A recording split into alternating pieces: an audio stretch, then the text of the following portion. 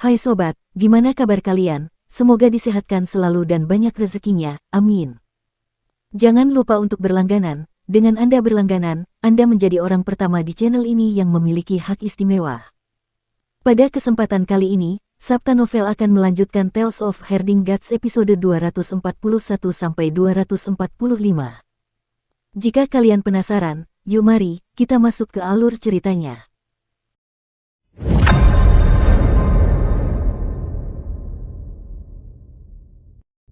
Mereka kembali ke jalan yang mereka lalui sebelumnya dan ketika Qin Mu melihat desa kosong itu lagi, dia masuk ke ruangan yang telah ditempeli kata "si" dan mengambil pakaian bayi yang dijahit kata "Qin" di atasnya. Semakin dia peduli, semakin dia menjadi bingung. Ketika dia pertama kali datang ke sini, dia sangat terpengaruh dan tidak bisa tenang untuk waktu yang lama, oleh karena itu dia tidak bisa melihat petunjuk sekecil apapun. Kata "Qin" pada barang-barang yang dibawa apoteker itu hampir sama dengan kata pada pakaian bayi itu. Kelihatannya berasal dari pola yang sama, tetapi jika diperiksa dengan saksama, masih ada beberapa perbedaan. Qin Mu pernah belajar kaligrafi dari tuli sebelumnya dan jika dia dapat menenangkan hatinya untuk melihatnya dengan kondisi pikiran yang biasa, dia juga dapat melihat bahwa kata "Qin" pada pakaian bayi itu berbeda dengan kata "Qin" pada liontin gioknya. Namun, emosinya saat itu tidak terkendali sehingga memengaruhi penilaiannya. Sekarang setelah dia memeriksa dengan saksama, kata "Qin" pada pakaian bayi ini seharusnya sudah dijiplak sebelum dijahit benang demi benang pada pakaian tersebut. Kata "Qin" memang berbeda dengan kata yang ada pada liontin gioknya.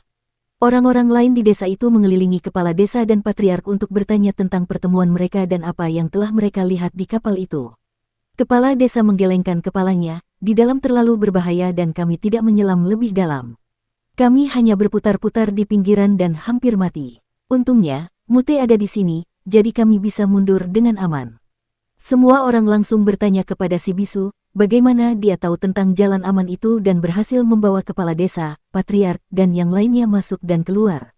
Qin Mu berjalan keluar halaman dan dia juga memiliki kecurigaan yang sama. Bahkan Raja Iblis Dutian berkata ia akan memakan waktu 1 hingga 2 tahun untuk menemukan jalan aman ke kapal yang hancur itu jika tubuh aslinya turun, jadi mengapa si bisu berhasil menerobos masuk dengan mudahnya? Semua orang terus bertanya kepadanya untuk waktu yang lama dan Mute tidak mengatakan apa-apa. Dia hanya memperlihatkan senyum jujur dan memberikan 2 kata, ketika dia merasa cemas dengan pertanyaan-pertanyaan yang mendesak. Semua orang langsung melihat ke arah Tuli. Tuli dan bisu adalah sahabat karib dan Tuli paling tahu maksud si bisu. Tuli selalu menjadi orang yang menerjemahkan ketika semua orang tidak mengerti apa yang dimaksud si bisu. Namun, kali ini si Tuli kebingungan. Jelas dia juga tidak tahu apa yang dikatakan si bisu. Si bisu ini tidak mau bicara apapun. Nenek si berkata dengan marah, cepat atau lambat kau akan mati lemas. Semua orang beristirahat di desa kecil ini sementara naga kilin itu menempel erat pada patriark muda. Sekarang, naga kilin ini penuh energi dan menggosok-gosokkan dirinya di sekitar patriark. Patriark itu berpose ingin memukulnya, tetapi malah mengejarnya lebih jauh. Namun, dia akan kembali lagi di saat berikutnya dan mengangkat ekor naganya sambil menggesek-gesekkan pakaian patriark muda itu yang sekarang penuh dengan lubang-lubang yang dibuatnya. Kamu menjadi terlalu gemuk, sang patriark muda berkata dengan getir, sudah kubilang aku akan mati karena usia tua, aku akan meninggalkanmu. Berhentilah menggosokkan tubuhmu padaku, jangan berpikir untuk melompat ke pelukanku, aku tidak bisa menggendongmu sekarang. Pergilah. Di sisi lain, Blaine mengganggu Dutian Devil King dengan beberapa pertanyaan tentang aljabar. Dutian Devil King agak takut dengan orang-orang di desa, oleh karena itu, ia juga berusaha sebaik mungkin untuk menjawab pertanyaannya. Namun, ia hanya menjawab pertanyaan Blaine dan tidak menawarkan untuk mengajarkan aljabar yang lebih mendalam kepadanya. Apoteker bergegas dari orang ke orang untuk memeriksa luka mereka dan merawat mereka. Qin Mu melangkah masuk ke rumah itu. Meskipun ini mungkin bukan rumah orang tuanya, tempat ini membuatnya merasa damai. Si bisu juga masuk dan melihat sekeliling. Tangannya yang kasar membelai kuda kayu kecil itu dan mengambil sepotong pakaian itu.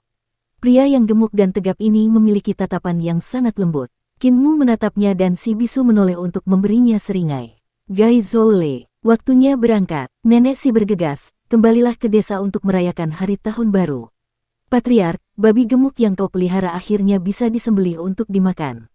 Tukang daging ahli dalam hal itu dan masih bisa menyiapkan beberapa hidangan lezat, cukup untuk 2 meja.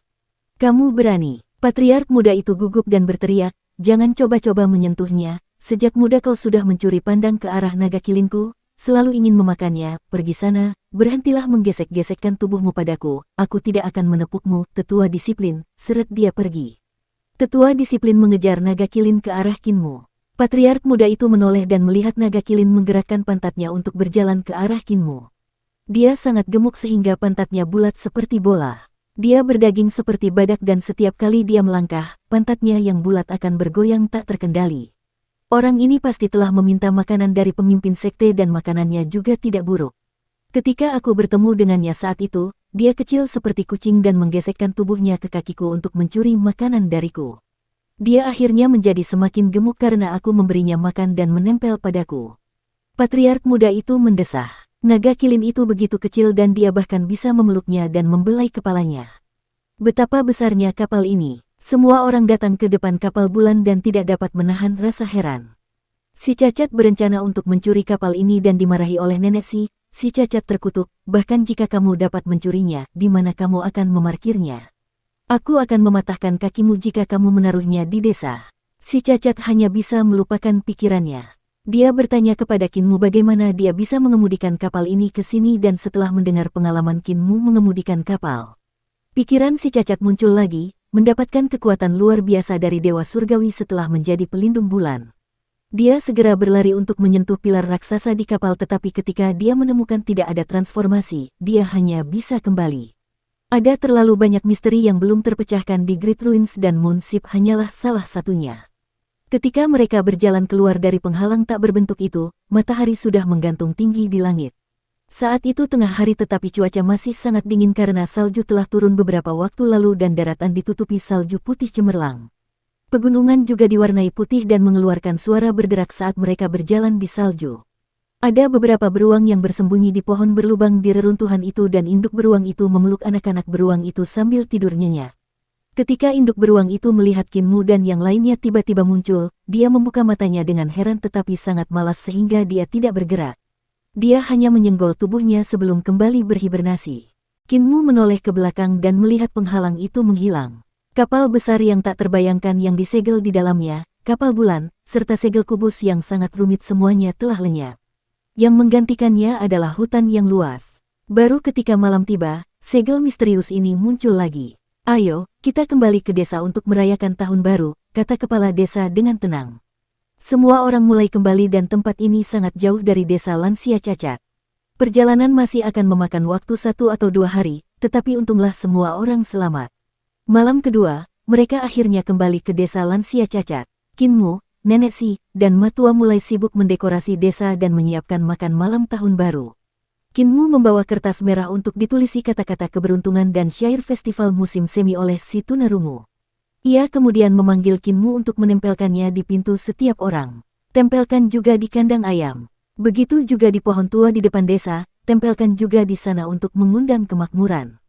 Nenek si memberi instruksi. Semua orang bekerja keras selama beberapa waktu dan akhirnya, semua orang di desa dapat duduk untuk makan dan minum anggur bersama sambil bersorak dan tertawa. Patriark muda dan tetua disiplin juga duduk dan bergabung dengan mereka dalam makan malam tahun baru yang lezat yang datang terlambat. Keesokan paginya, sang patriark muda dan tetua disiplin berpamitan, masih banyak misteri di reruntuhan besar dan akan menyenangkan untuk mencari dan melihatnya sebelum aku mati. Teman-teman Dao, tidak perlu mengantarku pergi. Setelah selesai, yang muda dan yang tua pergi ke kejauhan sambil melangkah melewati salju tebal.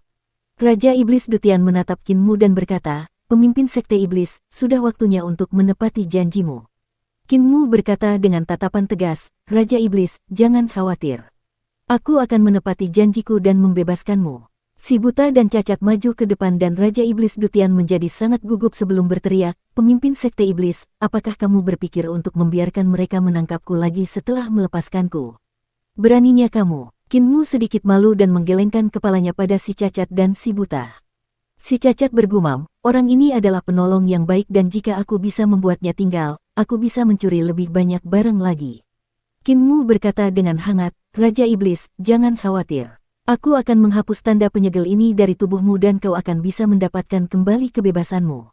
Dia membuka segel rune di tubuh Raja Iblis Dutian satu persatu dan baru kemudian Raja Iblis Dutian merasa tenang. Sobat kecil Kin, Dutian dan di sini adalah dua dunia yang berbeda. setelah kita berpisah hari ini, kita mungkin tidak akan pernah bertemu lagi.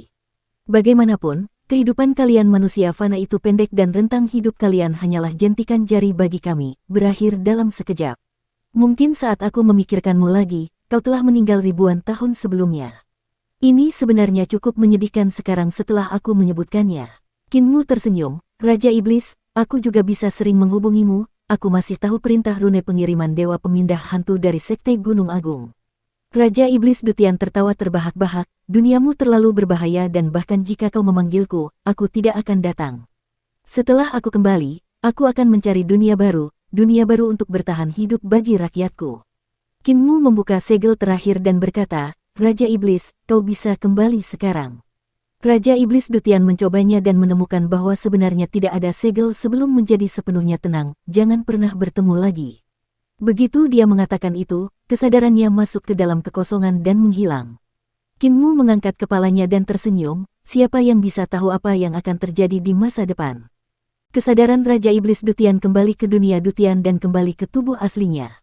Raja Iblis Dutian yang agung itu segera tahu apa yang telah ditemui oleh kesadaran ini dan sangat terguncang. Menghela napas dalam-dalam, dia berpikir dalam hati, dunia berbahaya yang sedang diawasi oleh para dewa, memang bukan tempat tinggal bagi warga Dutianku. Sepertinya sudah waktunya untuk menemukan dunia baru. Muer, kemarilah. Kepala desa memanggil. Kinmu bergegas mendekat dan kepala desa ragu sejenak, aku sudah lama merenung, tetapi masih ada sesuatu yang harus kukatakan padamu. Selain banyak kata, Kin yang kutemukan di kapal itu, aku juga menemukan sesuatu yang lain. Apoteker, bawa benda itu ke sini. Apoteker ragu-ragu, apakah cocok untuk memberikannya padanya sekarang? Kepala desa menggelengkan kepalanya, umurku tidak lama lagi akan habis, jika aku tidak memberikannya, kapan lagi aku harus memberikannya? Apoteker mengeluarkan cermin dan menyerahkannya kepada Kinmu. Kinmu mengambil cermin itu dan tidak menemukan sesuatu yang aneh. Kepala desa berkata, di dalam cermin ini ada peta geografis yang mengarah ke desa Carefree, kami telah menemukannya di kapal itu. Kau bisa berhenti memeriksanya, cermin ini telah kusegel. Hanya ketika kau dapat membuka segelku, kau dapat melihat rute di cermin ini. Tempat itu terlalu berbahaya dan aku tidak ingin membiarkanmu pergi ke sana sekarang. Kinmu terdiam. Tiba-tiba, dia berlutut dan bersujud kepada kepala desa. Kepala desa segera berkata, bangun. Ada satu hal lagi. Tiba-tiba aku merasa ada cukup banyak beban di pundakmu, pemimpin sekte muda dari Sekte Iblis Surgawi, anak yatim dari desa bebas, mungkin tidak akan banyak jika kau mengambil tanggung jawabku juga. Hari ini, aku akan menerimamu sebagai muridku dan menyerahkan tanggung jawabku kepadamu. Mulai hari ini dan seterusnya, kau akan menjadi generasi berikutnya. Kaisar manusia generasi berikutnya. Kinmu bingung, gelar ini agak aneh. Jelas ada seorang kaisar di dunia ini serta pemimpin sekte dan aliran dari berbagai sekte besar. Semuanya dikelola dan diatur, jadi apa yang akan dilakukan kaisar manusia? Tampaknya tidak ada ruang kosong di dunia ini yang dapat diperintah oleh kaisar manusia. Kaisar manusia tidak berada di tempat yang tinggi, dan dia tidak memiliki kekuasaan apapun, hanya tanggung jawab, kepala desa menjelaskan. Kaisar manusia bukanlah posisi yang memungkinkan Anda memerintah semua makhluk hidup dan juga tidak akan memberi Anda supremasi untuk berperang secara sembrono untuk membunuh mereka yang tidak tunduk kepada Anda. Kaisar manusia adalah keadaan pikiran, semacam kebenaran dan keadilan. Setiap kaisar manusia memiliki segel berharga yang telah diwariskan sejak kaisar manusia generasi pertama. Saya telah menaruhnya di bawah tempat tidur, jadi pergilah dan ambillah. Kinmu pergi ke kamar kepala desa, dan memang ada benjolan hitam di bawah tempat tidur. Begitu dia mengeluarkannya, dia melihat bahwa itu adalah segel besi hitam seukuran telapak tangan dan dengan tulisan segel cacing burung terukir di atasnya. Kinmu menyerahkan segel besi hitam itu kepada kepala desa, yang berkata, ini adalah segel kaisar manusia, artefak suci tertinggi dalam garis keturunan kita.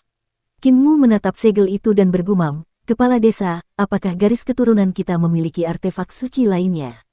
Kepala desa yang marah membanting segel kaisar manusia ke kepala Kinmu, menyebabkan dahinya bengkak besar. Gumpalan besi ini kemudian ditaruh di tangan Kinmu. Kepala desa berkata, segel kaisar manusia telah diwariskan kepadamu, jadi sekarang kau adalah kaisar manusia generasi berikutnya.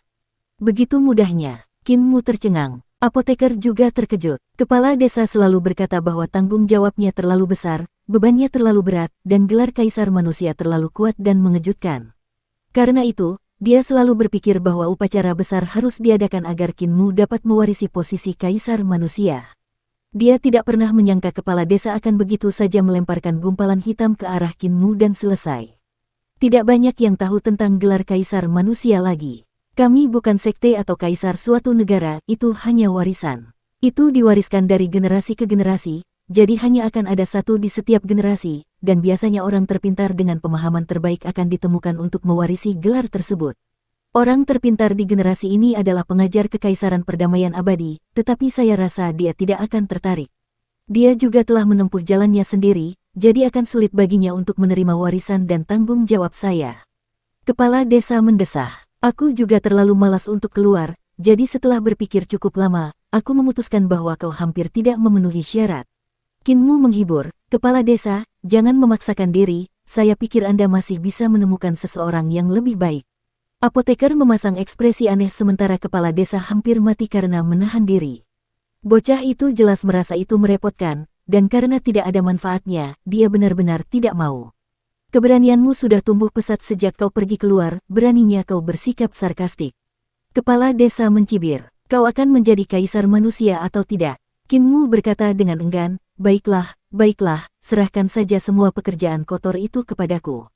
Aku sudah punya banyak pekerjaan, jadi kaisar manusia tambahan tidak akan membuat perbedaan. Kepala desa terdiam karena marah. Ia berharap bisa menumbuhkan lengannya hanya untuk memukul kepala pemuda itu sambil memarahi, banyak orang memohon padaku untuk mengajari mereka teknik pedangku, tetapi aku tidak mengajari mereka. Mereka memohon padaku untuk mewariskan warisanku kepada mereka, tetapi aku tidak memberikannya kepada mereka. Beraninya kau menolaknya seperti itu. Kinmu menundukkan kepalanya dan menendang kerikil sambil berkata dengan kesal, aku tidak menolak, hanya saja gelar ini tidak ada gunanya. Kepala desa, mengapa kau tidak mengajariku keterampilan pedangmu dan memberikan gelar kaisar manusia ini kepada orang lain?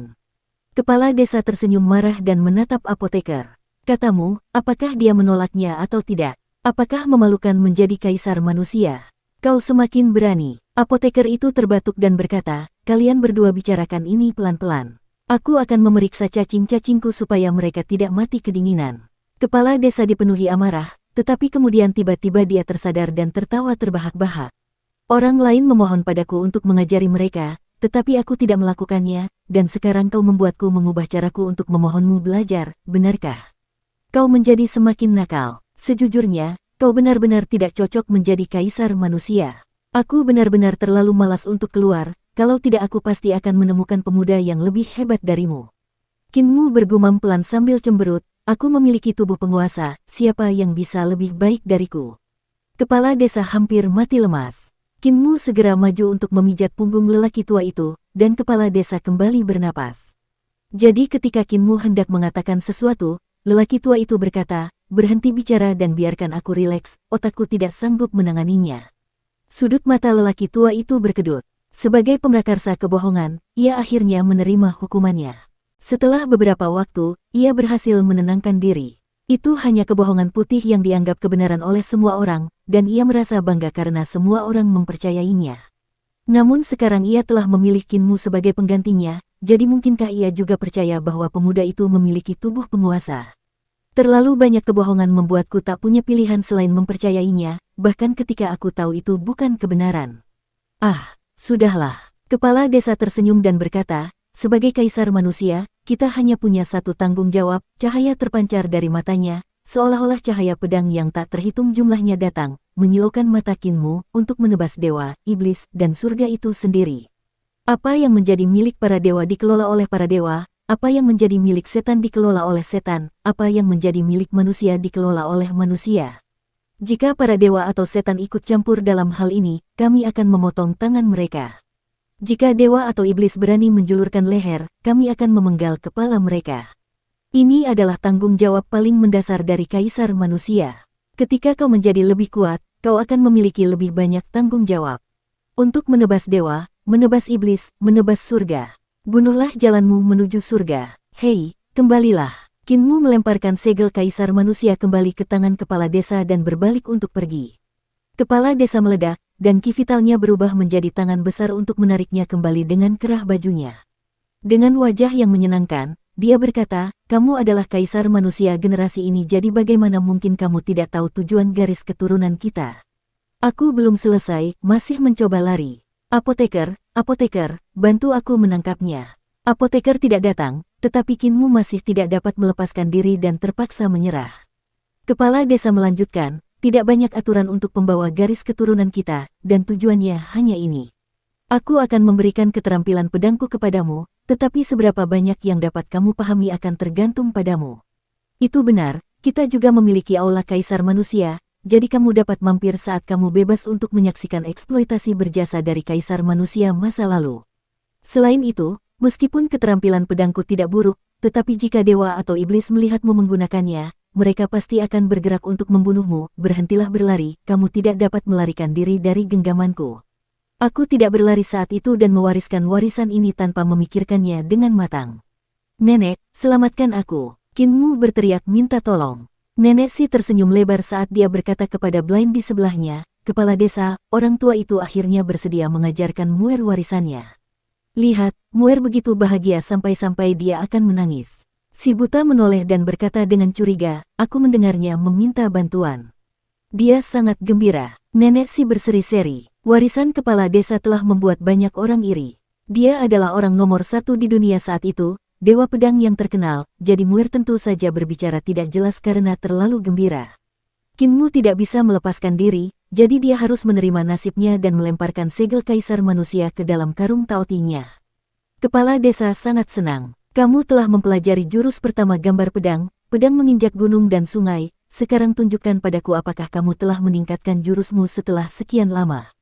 Qin Mu mengakui hal ini dan mengeksekusi pedang menginjak gunung dan sungai.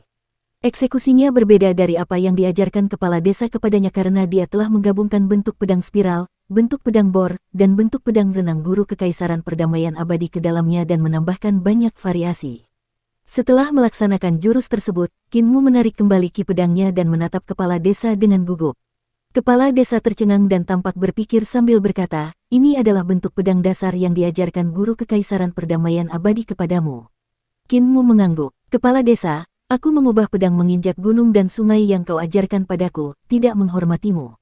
Apakah kau ingin memecatku dan mencari kaisar manusia lain? Tidak buruk, puji kepala desa. Guru kekaisaran perdamaian abadi tidak buruk, mampu menjadi orisinal dan menciptakan gerakan baru di atas 14 bentuk pedang dasar. Dia memang lebih cocok menjadi kaisar manusia, namun, kamu juga tidak buruk, tidak mematuhi aturan dan bahkan berani mengeksekusi pedang menginjak gunung dan sungai yang kamu ubah di hadapanku. Sangat baik, sangat baik. Benang ki vitalmu juga telah berubah, apakah kamu menggunakan bentuk pedang spiral untuk memurnikan ki-mu menjadi benang? Qin Mu mengangguk. Kepala desa berkata, aku akan menggunakan kultivasi alam 5 elemen milikku sementara kau akan menggunakan pedang baru menginjak gunung dan sungai, dan kita akan bertukar pukulan. Mata Qin Mu berbinar dan dia tersenyum. Kepala desa, jika aku mengalahkanmu dengan jurusku, bisakah aku tidak menjadi kaisar manusia? Kepala desa tersenyum dan memurnikan ki-nya menjadi pedang sambil berkata dengan santai, baiklah. Jika kamu bisa mengalahkanku, aku akan membawa segel kaisar manusia ke kuburan. Qin Mu menarik napas dalam-dalam, dan tubuhnya tiba-tiba berubah. Ia berubah menjadi sosok Venus Sovereign yang berkepala harimau putih dan berdiri di atas dua naga. Ki vitalnya berubah menjadi ki emas, dan ia mengumpulkan ki-nya menjadi pedang yang cahaya pedangnya langsung meledak. Pedang menginjak gunung dan sungai. Di bawah pedangnya, gunung-gunung dan sungai-sungai muncul bagaikan lukisan yang dibuka untuk menutupi seluruh desa, mengirimkan kepala desa ke dalamnya. Dia tidak hanya menggabungkan teknik dasar pedang Imperial Preceptor, dia juga menggabungkan teknik melukis yang diajarkan Div kepadanya. Dengan ribuan gunung dan sungai yang membombardir wajah lawan, seolah-olah serangan itu adalah dunia nyata. Keterampilan pedang yang mendalam semacam ini tidak bisa lagi digambarkan sebagai keterampilan pedang. Itu adalah sebuah jalan pedang. Pedangnya menginjak gunung dan sungai melepaskan kekuatan penuhnya, dan pada saat itu, cahaya pedang kepala desa berkedip. Itu adalah pedang menginjak gunung dan sungai juga, jadi itu seperti dua dunia yang bertabrakan satu sama lain. Tidak ada cahaya pedang yang terlihat saat kekuatan yang mengerikan meledak. Suaranya keras sekali. Puluhan lampu darah muncul di sekitar tubuh Qin Mu saat ia terluka di banyak tempat dan terpental mundur. Saat ia menabrak dinding toko daging, lampu pedang muncul dan mengukir pola gunung dan sungai di sekelilingnya. Itulah jejak yang ditinggalkan oleh cahaya pedang kepala desa. Sekali lagi, teriak Qin Mu dan menutup luka-luka di tubuhnya saat ia bergegas menuju kepala desa untuk mengeksekusi pedang menginjak gunung dan sungai lagi. Saat berikutnya, sesosok manusia terbang keluar dan menabrak rumah matua. Ada pola lain berupa gunung dan sungai di sekitar pemuda itu. Qin Mu tertegun saat ia meluncur turun dari dinding. Mengoleskan ludah naga pada dirinya sendiri, ia merenung keras dan terus meningkatkan pedang menginjak gunung dan sungai. Setelah beberapa saat, ia bergegas menuju kepala desa sekali lagi, sekali lagi. Ledakan. Dinding bengkel pandai besi itu memiliki jejak manusia dan di sekelilingnya terdapat pola gunung dan sungai. Pola ini terpisah jauh dari pola di dinding lainnya. Setiap kali kepala desa bergerak, pola gunung dan sungai menjadi berbeda. Si bisu menjulurkan kepalanya dari bengkel dan melihat ke arah Qin Mu sebelum tertawa tanpa suara. Wajah Qin Mu menjadi hitam saat dia mengoleskan obat sebelum melanjutkan memeras otaknya. Menyingkirkan semua kelemahan dalam gerakannya, dia meningkatkan keterampilan pedangnya. Sekali lagi, sosok manusia terbang melewati gunung dan sungai megah sebelum menabrak dinding lift. Qin Mu berulang kali menabrak dinding, dan gambar gunung serta sungai muncul di hampir setiap dinding di desa lansia cacat. Hanya rumah nenek Si yang tidak tercetak. Qin Mu ingin sekali lagi bergegas ke sana, tetapi dia menyadari bahwa energi vitalnya telah terkuras. Dia tidak bisa menahan rasa terkejutnya. Kalah. Tubuh penguasa telah dikalahkan. Tubuh itu telah menderita kekalahan telak. Bukan saja teknik pedangnya tidak setara dengan kepala desa, bahkan kepadatan ki vitalnya tidak dapat dibandingkan dengan kepala desa. Tampaknya ia hanya dapat mengambil alih gelar kaisar manusia. Kepala desa berkata dengan lembut, kamu bisa menunggu ki vitalmu pulih sebelum datang lagi. Qin Mu menenangkan dirinya, oke. Ekspresi kepala desa menjadi gelap ketika dia melihat bocah gembala sapi itu berlari kencang untuk mempelajari teknik 3 ramuan tubuh penguasa yang aneh. Kau curang, kata apoteker saat dia mendekat begitu melihat sosok Qin Mu menghilang di kejauhan. Kepala desa tercengang. Benarkah? Apoteker mencibir. Keterampilan pedangmu menguras banyak sekali ki vital, dan dengan kepadatan kultivasimu, kau dapat melakukannya 2 kali di alam 5 elemen, paling banyak 3 kali. Sudah berapa kali kau melakukannya sekarang? Sekitar 7 kali, kan? Kepala desa tidak bisa menahan ekspresi serius dan bergumam, kepadatan ki vitalku tidak seperti yang kau bayangkan. Jika aku mengendalikannya dan menggunakan jumlah serendah mungkin, aku bisa menggunakan keterampilanku 4 kali, namun, ki vital Muer memang padat. Kupikir cadangan ki vitalku dan dia di alam 5 elemen tidak akan terlalu berbeda, tetapi yang mengejutkanku. Apoteker itu tertawa. Yang mengejutkanmu, dia adalah kuali besar dan kau hanya sebuah tong. Kepala desa menghela napas dan menggelengkan kepalanya. Kinya beberapa kali lebih padat daripada milikku di alam embrio roh, tetapi tidak mungkin kinya bisa jauh lebih padat daripada milikku di alam 5 elemen. Aku tidak memiliki kekurangan di alam 5 elemen, tetapi dia juga tidak memiliki kekurangan. Kamu juga menyadarinya, tetapi tidak mengatakannya. Apoteker tersenyum. Dia sudah kalah darimu dengan keterampilan pedang yang sama, jadi mengapa aku perlu mengatakan apapun? Namun, sebelumnya kamu mengatakan bahwa gelar kaisar manusia hanya memiliki tanggung jawab dan beban tetapi tidak ada manfaatnya, bukankah itu salah? Kepala desa berkata dengan malas, apa manfaatnya? Kok aku tidak mengetahuinya? Mata apoteker berkedip-kedip. Saya mendengar beberapa legenda tentang kaisar manusia dan segel mereka. Segel kaisar manusia terkait dengan banyak warisan kuno dan beberapa di antaranya dapat ditelusuri kembali hingga puluhan ribu tahun yang lalu. Beberapa tanah suci didirikan oleh kaisar manusia, dan saya pernah mendengar bahwa segel kaisar manusia bahkan lebih berguna daripada segel giok kaisar. Kepala desa berkata dengan acuh tak acuh, itu adalah legenda yang entah sudah berapa tahun yang lalu, dan segel kaisar manusia hanyalah bongkahan besi hitam. Siapa yang akan mendengarkan bongkahan besi hitam? Apoteker tersenyum. Legenda mengatakan bahwa setelah segel kaisar manusia digunakan, seseorang dapat memerintah semua pahlawan di dunia ini. Dukung terus channel YouTube Sabta Novel. Kepala desa menguap dan berkata dengan malas, segel kaisar manusia ada pada Muer. Kamu bisa membiarkannya mengeluarkannya dan memamerkannya, lihat sekte mana yang mau mendengarkan perintahnya. Akan sangat beruntung jika dia tidak dipukuli sampai mati. Apoteker berkata dengan kesal, kau jelas tahu kalau ini berbahaya, jadi kenapa kau memberikan segel kaisar manusia kepadanya? Kepala desa tidak lagi malas dan cahaya pedang melintas di matanya saat dia berkata dengan sungguh-sungguh, ini adalah tanggung jawab dan juga beban. Ketika beban ini diletakkan di pundakku, aku tidak dapat membawanya sehingga anggota tubuhku terputus. Namun, Seseorang harus membawa beban ini, aku tidak dapat membawanya ke dalam kubur bersamaku. Beberapa hal harus dilakukan meskipun jelas diketahui bahwa itu berbahaya. Kepala desa menghela napas gemetar dan berkata, jika sesuatu dilakukan, ada kemungkinan gagal dan bahkan mati, tetapi ada juga secercah harapan. Jika tidak ada yang dilakukan, tidak akan ada secercah harapan. Apa yang dilakukan kaisar manusia masa lalu jauh lebih dari apa yang dapat Anda bayangkan. Muir cukup bagus, apoteker berkata dengan sedih, saya hanya merasa sedih karena Muir ditarik ke jalan lamamu.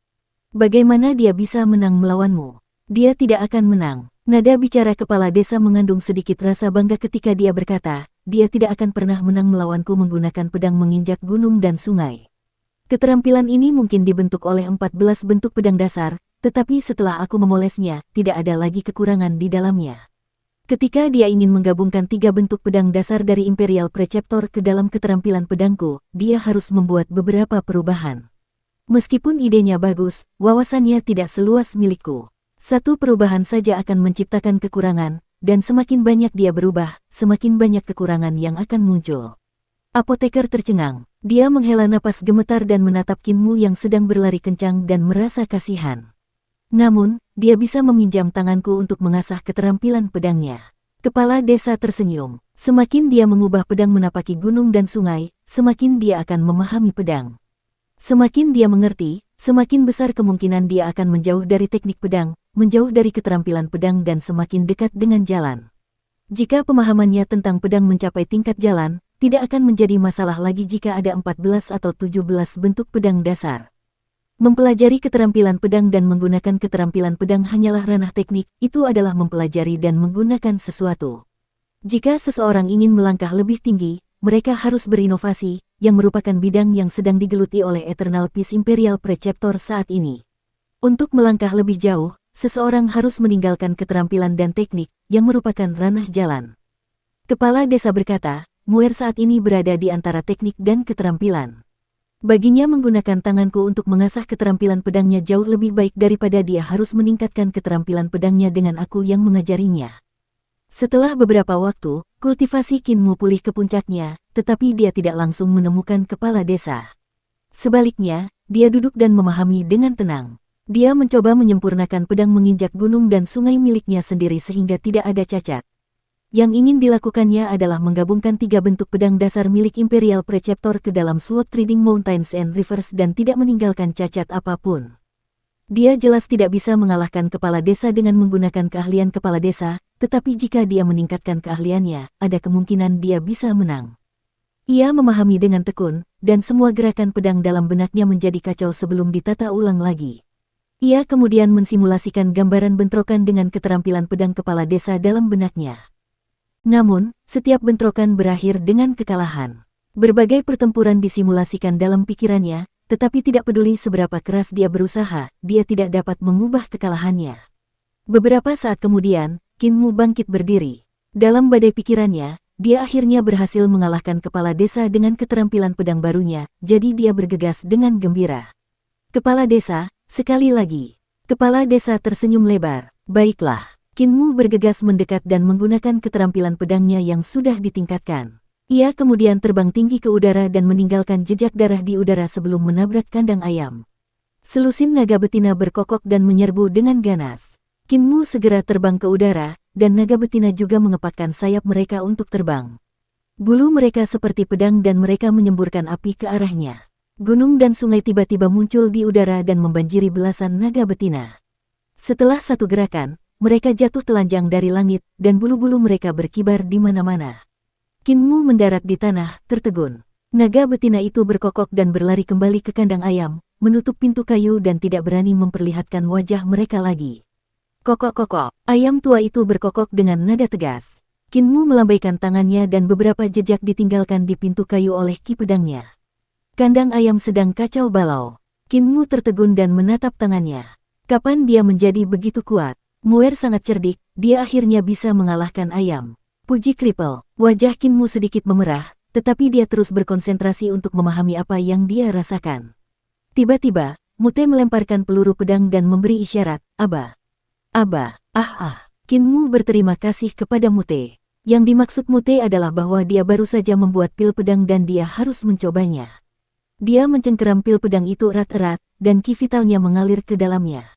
Cahaya pedang yang tak terhitung jumlahnya langsung terbang keluar, dan itu adalah sinar pedang yang tampaknya tidak memiliki substansi. Mereka dapat melengkung sesuai keinginannya dan sealami ki vitalnya. Kinmu menggenggam pil pedang dan meninju ke depan. Sinar pedang dalam pil pedang langsung berubah menjadi naga besar yang melesat keluar dan meraung di desa kecil itu. Kinmu terlonjak kaget, dan kepala desa juga terlonjak kaget sebelum menatap marah ke arah si bisu. Kinmu menarik tinjunya, dan pikirannya bergerak sedikit. Dia bisa merasakan seolah-olah peluru pedang yang dipegangnya erat-erat meleleh. Dia memegangnya lebih erat, dan sinar pedang berubah menjadi palu pandai besi yang besar. Ketika dia menghantam dengan kekuatan yang kuat, dia menciptakan lubang besar di tanah. Dia melompat, dan cahaya pisau pun muncul. Matahari di gelombang 1000 lapisan laut timur memiliki cahaya pisau yang seperti gelombang dengan 1000 lapisan dan matahari terbit di langit. Keterampilan pisau itu kemudian ditarik kembali saat sinar pedang berubah menjadi kuas besar yang menyapu ke langit untuk menggambar lukisan naga banjir, yang membubung ke langit dan berubah menjadi tombak panjang yang panjangnya 12 meter. Kinmu meraih tombak itu di udara dan menusukkannya ke depan. Sudut mata kepala desa berkedut marah saat dia menatap si bisu dengan tatapan tidak senang. Si bisu segera mundur ke bengkelnya dan tidak berani memperlihatkan wajahnya. Tombak itu lenyap, digantikan oleh cahaya pedang yang tak terhitung jumlahnya yang membentuk gunung-gunung dan sungai-sungai besar. Pedang menginjak gunung dan sungai. Kinmu mendarat di tanah dengan terkejut dan gembira. Pelet pedang yang ditempa oleh Mute ini sesuai dengan keinginannya. Dia pasti telah mengekstrak ki emas dari besi misterius dan emas misterius, memilih ki dan melupakan bentuk. Meskipun peluru pedang ini adalah peluru pedang, peluru ini memiliki banyak sekali perubahan. Semua keterampilan tinju, mantra, dan keterampilan pedangnya dapat dilepaskan, dan tidak ada halangan sama sekali. Keahlian menempa Mute sudah dekat dengan jalan. Kinmu menyimpan pil pedang itu, tetapi dia tidak menggunakannya untuk menantang kepala desa. Si bisu menjulurkan kepalanya dan memberi dua sinyal, menggambar garis di kepalanya. Yang dia maksud adalah pil pedang ini pasti bisa menyingkirkan kepala desa yang menggunakan alam 5 elemen. Kepala desa meledak dan kerutan di wajahnya berkedut. Jika Kinmu benar-benar menggunakan pil pedang, kekuatan keterampilan pedangnya akan meningkat secara eksponensial, dan dia mungkin benar-benar dapat mengalahkannya. Kinmu menggelengkan kepalanya. Kakek bisu, kepala desa tidak menggunakan senjata jadi aku juga tidak bisa menggunakannya, kalau tidak, dia tidak akan mengakui kekalahannya. Mute memutar matanya dan menatapnya dengan tatapan, kamu tidak ada harapan. Kinmu terus berkonsentrasi untuk memahami dan meningkatkan pedang menginjak gunung dan sungai. Namun, hasil dari setiap bentrokan adalah sama. Setiap kali ia gagal, ia akan memiliki pemahaman baru yang memungkinkannya untuk menyempurnakan pedang menginjak gunung dan sungai lebih dan lebih lagi.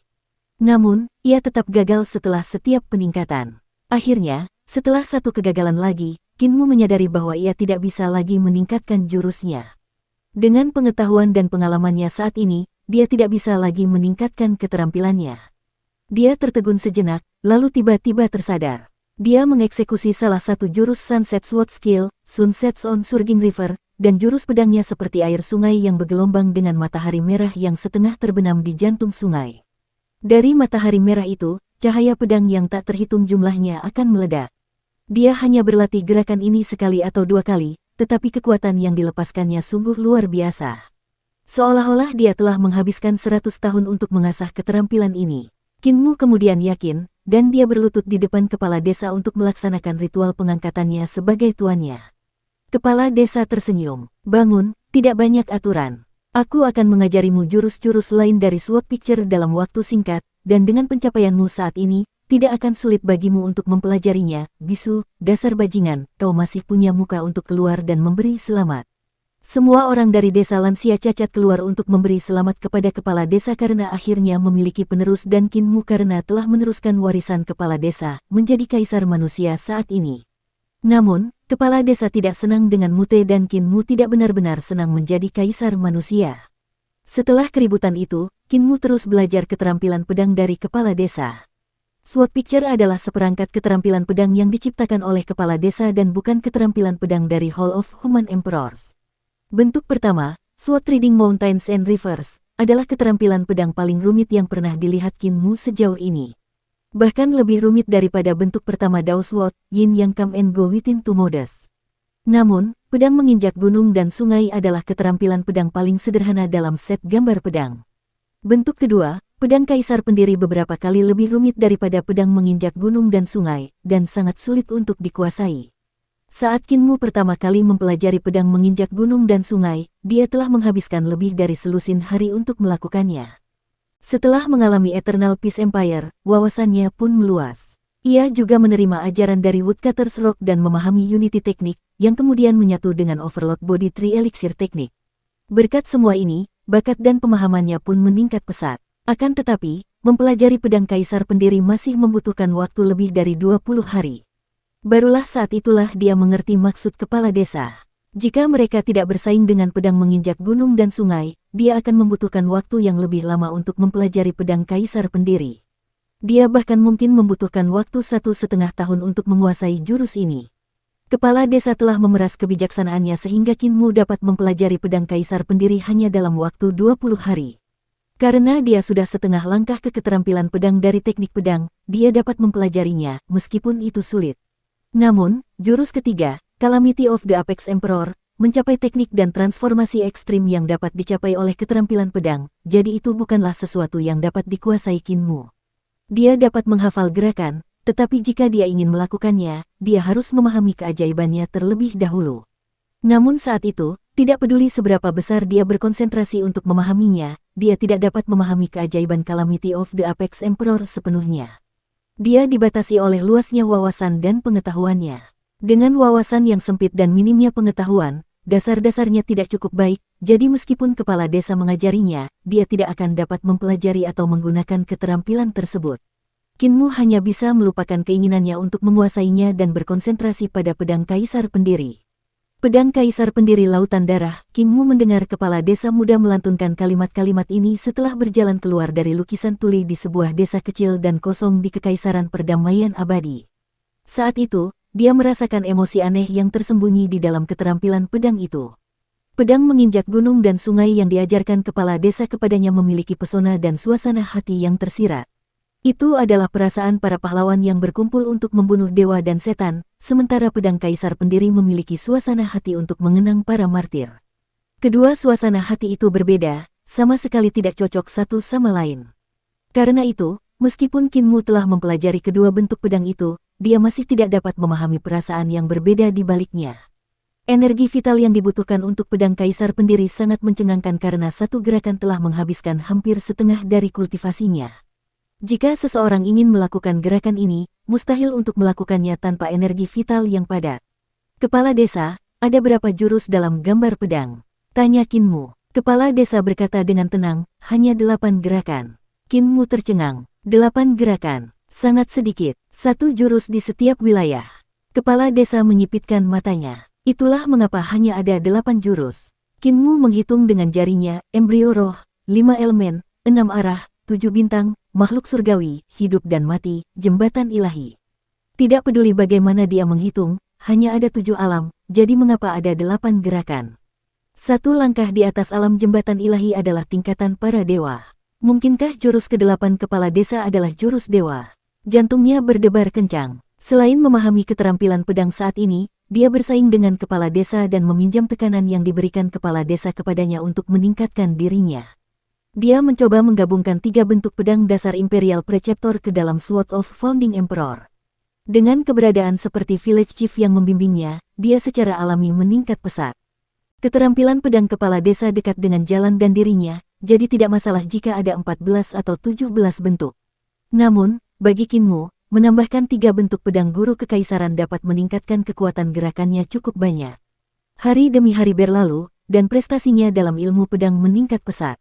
Kinmu tampaknya telah kembali ke masa lalu. Melatih tinjunya dengan Oultma setiap hari, beradu keterampilan menggunakan pisau dengan bacer, saling mencuri dengan kripel, belajar menempa dengan mute, mengolah mata dewa dengan blind, memurnikan obat dengan apotecari, melukis dengan div, dan menjahit dengan grani.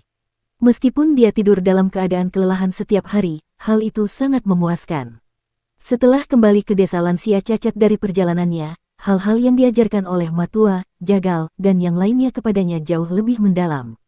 Di masa lalu, Mereka hanya mengajarkannya teknik tingkat pemula, tetapi sekarang karena wawasan Qin Mu telah meluas, mereka dapat mengajarkannya kemampuan yang lebih mendalam. Karena itu, semua tetua di desa lansia cacat sangat bersyukur. Iblis hati nenek berulah lagi. Keributan terjadi di desa, dan si cacat berseru dengan suara keras, "Si buta, cepatlah datang.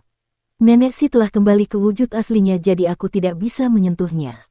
Kau tidak bisa melihat jadi kau harus berurusan dengan iblis kecil ini." Saat itu, Qin Mu sedang beradu keterampilan menggunakan pisau dengan jagal.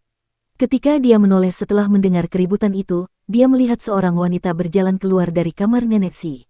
Saat melihatnya, jantungnya berdebar tak terkendali beberapa kali. Dia merasa seolah-olah dia telah dihantam dengan kejam oleh anak panah yang tak terlihat. Nenek si telah memperlihatkan penampilan aslinya dan bahkan berdandan dengan sangat teliti. Pakaian yang dikenakannya bukan lagi pakaian lama yang biasa dikenakannya, melainkan pakaian yang dibuat dari sutra yang sangat indah. Pakaian itu sangat pas di tubuhnya, memperlihatkan bentuk tubuhnya yang bagus. Riasannya juga diterapkan dengan sangat teliti. Dengan matanya yang cerah dan giginya yang putih, wajahnya dibedaki dengan bedak tipis dan kecantikannya yang menakjubkan terlihat sepenuhnya. Dia mengenakan gelang di pergelangan tangan kirinya yang terbuat dari batu giok hijau dan anting mutiara berbentuk seperti air mata yang menggantung di telinganya. Ketika dia berjalan keluar, musim dingin tiba-tiba berubah menjadi musim semi dan musim panas. Meskipun cuaca masih dingin, semua orang di desa merasakan hangatnya musim panas yang bersemi. Dia berjalan keluar bagaikan dewi yang turun dari surga ke dunia fana, membuat semua orang di desa tercengang. Apoteker merasa rendah diri dan menutupi wajahnya karena malu untuk pergi. Si tuli menjatuhkan kuasnya ke atas meja dan buru-buru mengambil cermin perunggu untuk merapikan dirinya. Si bisu berlari ke kuali air dengan tergesa-gesa untuk mencuci wajahnya sementara Matua melantunkan nama-nama Buddha untuk menekan iblis hatinya. Tukang daging menggunakan pisau pembantai babi untuk mencukur jenggot lebat kesayangannya sementara si cacat hanya menutup matanya dan berteriak agar si buta datang. Kepala desa juga sedikit bingung dan menoleh untuk berteriak, "Buta, buta." Si buta berjalan ke arah nenek si dengan tongkat bambunya dan bertanya dengan tenang, "Apakah kamu Master Sekte Li atau nenek si?" Si cacat berkata dengan marah, "Tentu saja dia adalah Master Sekte Li, si cabul itu." Nenek si tidak bisa menekannya lagi. "Kau tidak bisa melihat penampilan aslinya jadi kaulah yang harus menekan Master Sekte Li." Suara kasar dan tua keluar dari mulut nenek si yang tersenyum genit. "Istriku tidak lagi cocok untukku, dan sekarang dialah yang ditekan. Lihat aku, bukankah aku cantik?" Dia tersenyum sangat manis, terobsesi dengan kecantikannya sendiri. Ketika dia berbicara selanjutnya, suaranya masih kasar, tetapi nadanya sangat lembut, dan napasnya berbau seperti bunga iris dan anggrek. "Ketika aku menikahi istriku, aku menyadari bahwa aku tidak cocok untuk wanita cantik seperti dia. Dan bukan hanya aku yang seperti itu, tidak ada pria bau di dunia ini yang cocok untuk bersamanya. Namun, aku tetap memutuskan untuk menikahinya, dan aku tahu bahwa dia bersedia menikahiku karena aku adalah tuannya. Dia tidak dapat menolaknya. Saya tahu dia bersiap membunuh saya pada malam kami akan berhubungan badan, tetapi saya rela membiarkan dia membunuh saya. Itu karena..." Dia mengangkat pergelangan tangannya dan memeriksa kulitnya yang putih tanpa cacat, bahkan lebih putih dan lebih indah dari batu giok putih murni. Bahkan gelang tanpa cacat itu hanya berfungsi sebagai penyangga, tidak layak untuk dikenakan di pergelangan tangan ini. Master Sekte Li menutup mulut dan tertawa kecil. "Itu karena aku terlalu iri padanya. Aku tidak ingin menikahinya, aku ingin menjadi dirinya. Setelah dia membunuhku dan aku menjadi dirinya, bukankah aku akan mendapatkan yang terbaik dari kedua dunia?"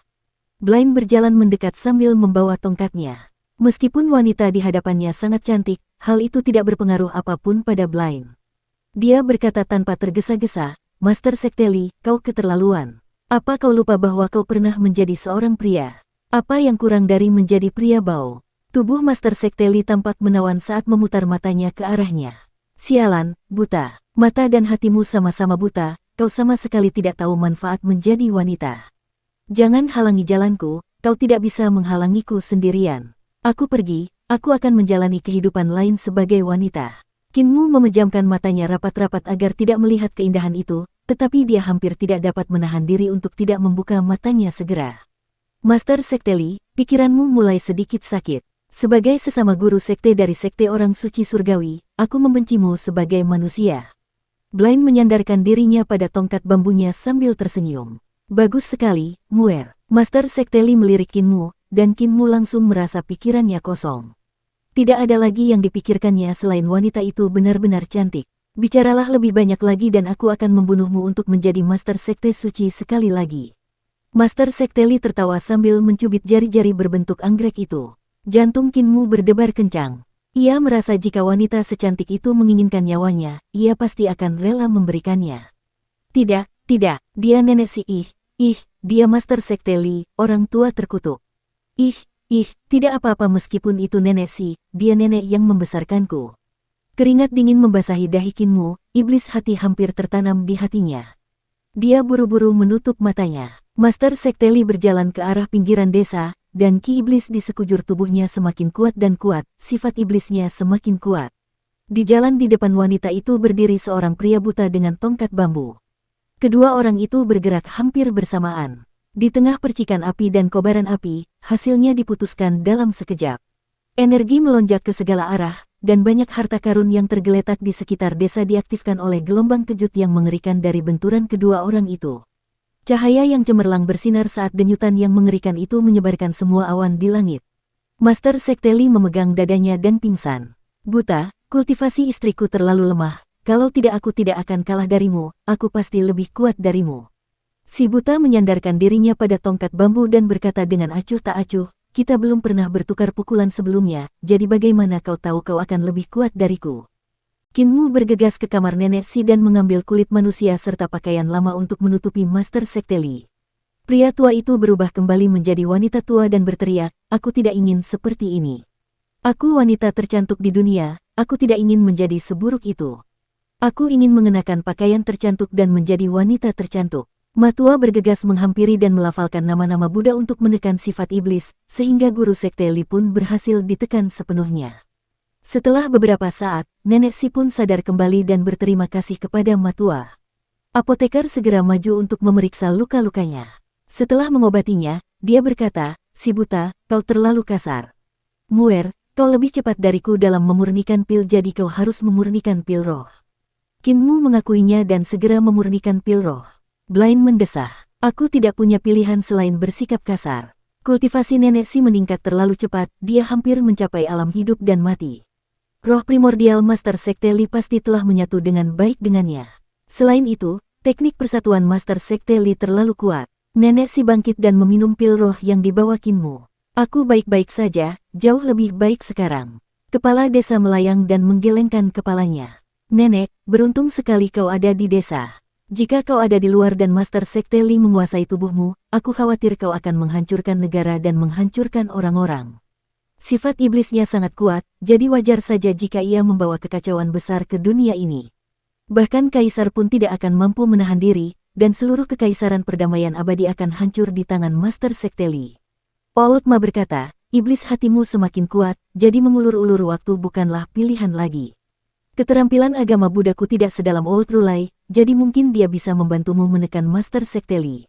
Mengapa kau tidak pergi ke biara Great Thunder Celap? Jagal menyentuh wajahnya dan menemukan darah di sekujur tangannya. Dia telah mencukur jenggotnya terlalu cepat dan melukai wajahnya dengan pisau pembantai babi. Namun, saat itu dia terlalu tergila-gila dengan kecantikan nenek si, jadi dia tidak merasakan apapun. Baru ketika nenek si kembali mengenakan kulit wanita tuanya, dia menyadari apa yang telah terjadi dan berkata dengan tergesa-gesa, tidak ada waktu untuk disia-siakan, lebih baik nenek berangkat sekarang. Semakin lama kamu menunda, semakin besar bahaya yang akan kita hadapi. Kepala desa terbatuk pelan, lalu berkata, kita akan pergi ke biara petir besar untuk memohon kepada Pak Tua Rulai agar menekan sifat iblis nenek dan tidak membasmi tempat itu, jadi tidak perlu terlalu banyak orang. Matua tahu jalan ke sana jadi dia harus pergi, dan si buta bisa mengabaikan penampilan nenek jadi dia juga harus pergi. Muer pintar dan telah mengembangkan teknik penciptaan iblis surgawi, jadi dia juga bisa membantu, dan dia juga ahli dalam seni penyembuhan. Kalian bertiga akan menemani nenek ke biara petir besar. Ekspresinya muram ketika dia berkata dengan sungguh-sungguh, ingat, jangan pernah biarkan Master Sekte Li melarikan diri, atau dunia akan kacau balau. Qin Mu, Outma, dan Blind mengangguk setuju. Meskipun nenek si cantik, dia tidak akan menggunakan kecantikannya sebagai senjata. Sebaliknya, dia tahu kecantikannya terlalu mematikan dan berinisiatif untuk menutupinya, berpakaian jelek saat bertemu orang. Namun, Master Sekte Li berbeda. Hati pemimpin sekte Heavenly Devil Cult sebelumnya telah terdistorsi. Dia terlalu mencintai Nenek Si dan iri dengan kecantikannya, itulah sebabnya dia ingin menjadi Nenek Si. Selain itu, dia memiliki pemahaman yang berbeda tentang kitab suci Heavenly Devil pendidikan agung daripada Kinmu. Meskipun Kinmu juga telah menerima buku yang sama, ajaran yang sama dari Woodcutter's Rock, dan memahami teknik persatuan yang sama, dia dipengaruhi oleh semua orang di desa sejak dia masih muda. Meskipun tindakannya mungkin sedikit membangkang, dia tetap berdiri tegak. Teknik persatuan Kinmu memiliki teknik 3 eliksir tubuh penguasa sebagai fondasinya, yang sangat ortodoks. Banyak mantra dan seni ilahi yang oleh banyak orang dianggap sebagai bagian dari jalur iblis dieksekusi dengan benar olehnya. Namun, teknik persatuan milik Master Sekte Li cukup jahat dan memiliki kesan sebagai jalan setan. Master Sekte Li juga tidak akan membiarkan dirinya menderita karena berpakaian jelek saat bertemu orang. Sebaliknya, dia akan memamerkan kecantikannya dan menyebabkan kehancuran bagi semua makhluk hidup. Pemimpin sekte lama tidak peduli sama sekali tentang apa yang disebut menjungkirbalikkan sebuah kota dengan senyuman dan menjungkirbalikkan sebuah negara dengan negara lain. Kinmu kembali ke kamar Nenek Si dan mengambil semua kulit binatang yang telah dikumpulkannya. Dia menaruhnya di dalam tas ranselnya, bersiap untuk keadaan darurat. Matua dan si buta juga mengemasi barang bawaan mereka. Barang bawaan si buta sederhana saja, tongkat bambu dan lambang 8 ramalan dari tembaga yang tergantung pada spanduk ramalan. Matua, di sisi lain, membawa plakat peringatan istri dan anak-anaknya. Setelah mencium mereka, ia menaruhnya dengan aman di dalam bungkusannya. Ia mengenakan jubah Buddha berwarna hijau dan tampak seperti seorang biksu pengembara yang telah melalui kesulitan besar. Hati Dao Nenek Si terkadang masih sedikit tidak stabil, sering kambuh. Matua bisa membantunya menekan Master Sekte Li sementara Blaine ada di sana jika tekanan itu tidak cukup. Dia kemudian akan melukai Master Sekte Li, dan Kinmu akan bertanggung jawab untuk merawat wanita tua itu. Mereka berjalan keluar desa, dan Nenek Si menertawakan dirinya sendiri. Aku masih membutuhkan kalian untuk melindungiku, dan bahkan Muer harus membantu. Namun, dengan aku sebagai mantan santo dari Sekte Setan dan Rulai Tua sebagai Buddha, akankah dia mengulurkan tangan membantu? Matua tidak menunjukkan emosi apapun di wajahnya. Rulai Tua akan membantumu. Master Sekte Li adalah mantan Master Sekte dari Sekte Iblis Surgawi dan memiliki senioritas yang sama dengan Rulai Tua. Rulai Tua akan mendapatkan pahala dari menaklukkan iblis, dan menaklukkan iblis besar seperti Master Sekte Li dapat membantunya dalam kultivasinya. Selain itu, para Buddha yang menyerahkan hidup mereka untuk membesarkan iblis adalah peristiwa yang umum. Kinmu berkata dengan cemas, aku khawatir ketika mereka menaklukkan Master Sekte Li, mereka juga akan menaklukkan nenek. Pak Tua Rulai tidak akan melakukannya. Pak Tua Ma menggelengkan kepalanya. Ia memiliki prinsipnya sendiri, dan itu adalah jalannya, praktiknya. Setelah mencapai kultivasi seperti miliknya, ia bahkan tidak perlu mengingat praktiknya, tindakannya tidak akan pernah melampaui praktiknya, itulah praktiknya. Kinmu tidak bisa menahan rasa penasarannya. Matua memiliki dendam yang begitu dalam terhadap Rulai Tua, tetapi dari kata-katanya, dia masih sangat menghormati Rulai Tua. Ini bukan hanya karena Rulai Tua pernah menjadi guru Matua. Pasti ada sesuatu pada biksu tua itu yang membuat orang-orang menghormatinya. Yang aku ragukan adalah kemampuan Old Rulai. Blaine mengangkat kepalanya. Apakah Old Rulai memiliki kemampuan untuk menekan Cult Master Li? Setan tua ini dulunya adalah eksistensi yang setara dengannya. Tidak seorang pun mengatakan apapun setelah ini. Di antara 3 tempat suci dunia persilatan, ada Sekte Dao, Biara Petir Besar, dan Sekte Iblis Surgawi.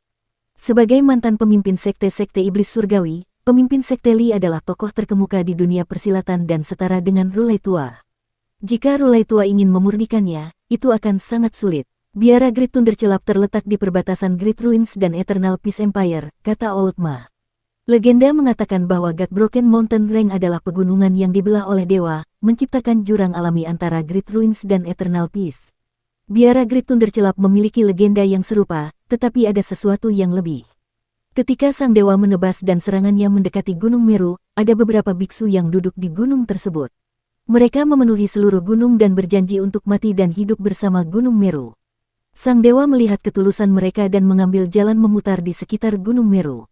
Semua pegunungan lainnya terpotong-potong, hanya Gunung Meru yang selamat dari kerusakan. Si buta tersenyum. Saya merasa ada seseorang di atas Gunung Meru, kalau tidak, dewa tidak akan peduli sedikit pun tentang kehidupan para pendeta di gunung itu. Gunung Meru terletak di perbatasan reruntuhan besar dan kekaisaran perdamaian abadi. Satu sisinya adalah wilayah kekaisaran, dan sisi lainnya adalah reruntuhan besar. Gunung suci itu cukup jauh dari perbatasan abadi dan perairan rahasia.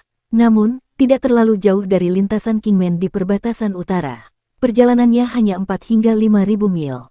Jarak dari desa lansia cacat ke Gunung Meru adalah 30.000 mil. Kinmu jauh lebih lambat daripada Nenek Si, Matua, dan Si Buta, jadi mereka harus menempuh waktu 6 hingga 7 hari untuk sampai di sana. Malam hari di Great Ruins sangatlah berbahaya, jadi mereka hanya bisa bergegas sepanjang hari, karena itu mereka memerlukan waktu lebih lama dibanding jika mereka bepergian di tempat lain. Jika mereka terbang di udara, mereka bisa mencapai tempat itu dalam 2 hari, tetapi kultivasi Kinmu tidak cukup tinggi untuk itu. Mereka harus berhenti untuk beristirahat dan memulihkan ki vitalnya setelah setiap 100 mil jika dia berlari dengan kekuatan penuh, jadi lebih baik melakukan perjalanan melalui darat saja. Kinmu membawa naga kilin sebagai moda transportasi. Naga kilin hampir tidak dapat menandingi kecepatan Matua dan yang lainnya, jadi mereka tidak perlu melambat karena dia. Ketika malam pertama tiba, mereka sampai di sebuah kuil kuno yang sunyi dan tak berpenghuni. Ada beberapa binatang aneh di dalamnya, tetapi mereka mengabaikannya, terus berbaring malas di samping patung Raja Surgawi. Muer, kemarilah dan beri penghormatan. Blaine mengeluarkan beberapa batang dupa dan melambaikan tangan kepada Kinmu agar datang. Kedua orang itu, yang satu muda dan yang satu tua, segera menuju ke depan patung Raja Surgawi dan menusukkan beberapa batang dupa ke dalam pedupaan yang pecah sebelum mundur 3 langkah. Mereka kemudian berdoa dengan satu suara. Anak kecil ini berasal dari desa lansia cacat yang terletak di dekat sungai. Saya telah menemukan kuil Anda dan ingin mengistirahatkan kaki saya di sini untuk sementara waktu. Jika saya telah membuat pemilik tanah ini khawatir, saya sangat menyesal. Sejak dia masih muda, anak kecil ini memiliki ginjal yang lemah dan tubuh yang ringkih. Yang primordial saya telah lama menghilang. Nenek Si mengerang. Dengan marah, dia lalu menambahkan, Buta, kau telah mengajari Muer dengan buruk. Blaine tertawa. Nenek Si, kamu mungkin tidak takut dicabut, tapi kami takut. Kalau kamu tidak percaya, kamu bisa bertanya kepada Muer apakah doa yang aku ajarkan kepadanya berhasil. Kinmu mengangguk berulang kali. Itu berhasil. Ketika Sian Kinger mendengar doa-doaku, dia tidak mencabutku. Nenek Si tidak tahu apakah harus tertawa atau menangis. Dia memanggil Muer, datang dan bantu aku memasak. Setelah Kinmu berjalan mendekat, dia berkata diam-diam, orang buta itu penuh dengan ide-ide buruk, jangan selalu belajar darinya.